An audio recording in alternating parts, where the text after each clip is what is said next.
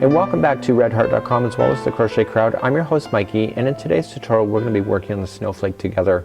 This is from the pattern of the Snowflake Sweet Treat Wrapper, and this video is on its own because you can use these motifs in order to decorate your tree. You can add some stiffener to it, hang it everywhere you want, you can attach it to presents, and very easy. So let's get working on this tutorial together right now.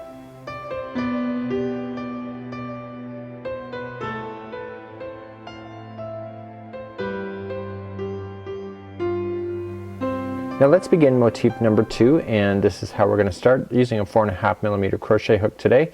I'm just using Red Heart with Love for this. You can use any yarn that you wish that would really accent your project. So you can see that this one is very similar to the other one that we were just running, and the difference is actually run the outside. So very much the interior of these are very similar, but it's these little nubs on the outside that actually make the world of difference. So no matter which one you're doing, you're still going to end up with an amazing snowflake. So let's begin this tutorial right now.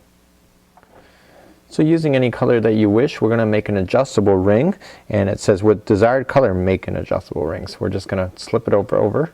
So see how it is in my fingers, and then we're just gonna come up and cross over right at the top there. And I just use my other fingers to stabilize it, and then I just slip in my hook, grab the first one like so, and now I'm just gonna carefully grab everything so that you'll see a ring plus the straggler left over. We're gonna start off by chaining 1. So just grab the yarn and chain through 1, and now we're gonna put 6 single crochets into this ring. So make sure that the 2 strings are on top of each other. Grabbing it is a little bit tricky, but you know, it's like anything, once you get used to it you're good. So 6 single crochets in. So 1, we got 2, 3, 4, 5, and 6, just like you see. And then essentially just grab this loose end now and pull on it, and it will form that to go in a complete circle.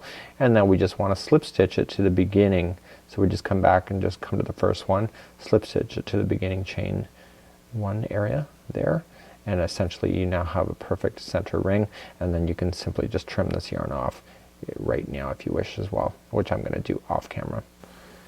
So reviewing the snowflake that we have here, we have 6 equal sides, so 1, 2, 3, 4, 5, and 6, and that really matters in the center of this because you want to make sure that you have 6 spokes coming out. So that really does make a difference. So in chain, here we go, we're gonna do round 2, chain 1, and then 2 single crochets into each and join with the slip stitch in the beginning.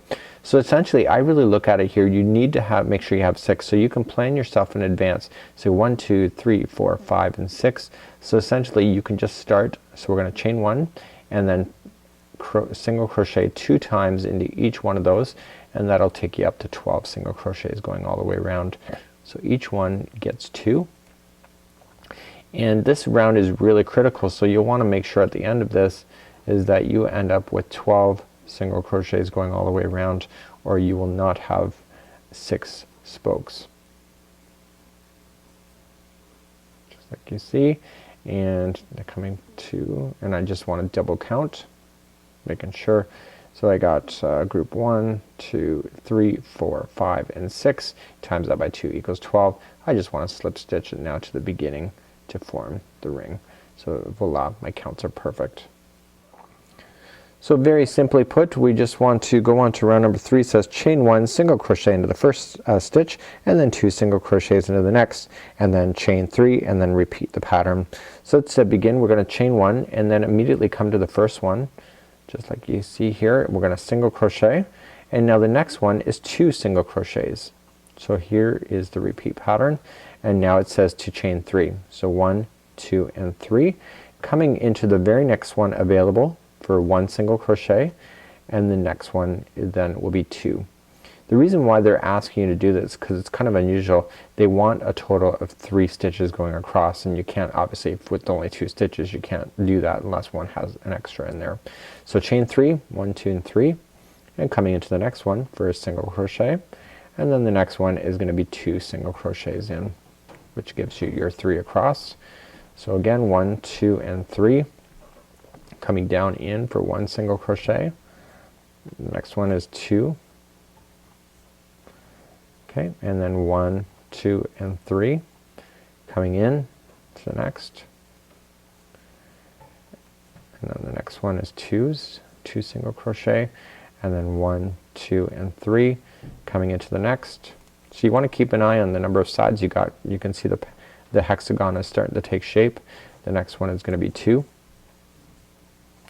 So here's your final. So it's going to be 1, 2 and 3.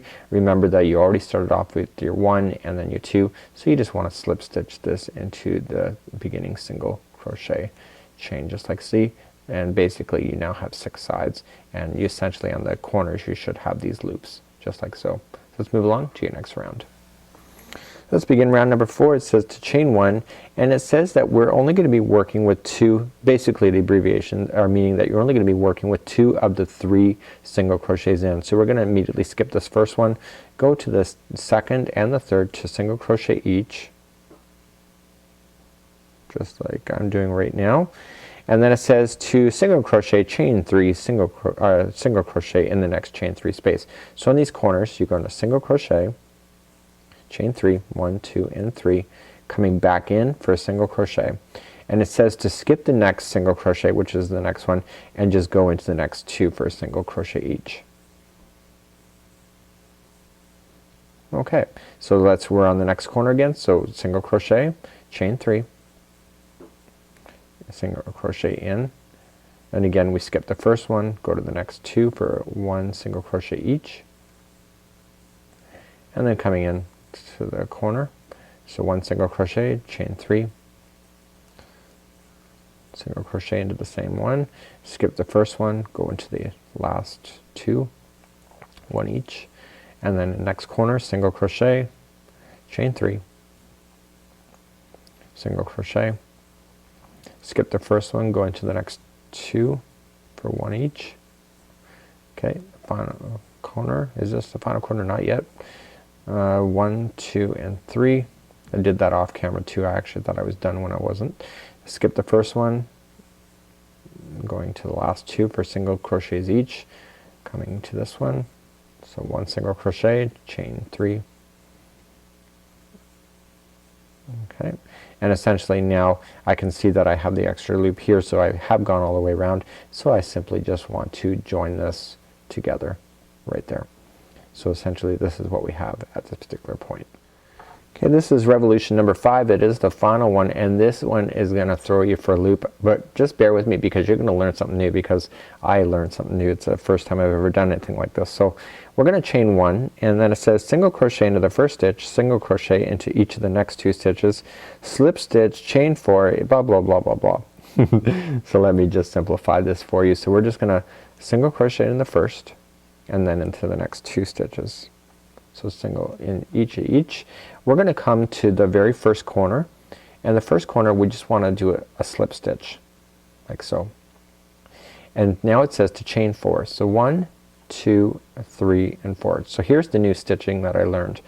From the second from the hook, so we count back 1 and 2, we're going to wrap the hook and go into that chaining space for a half double crochet.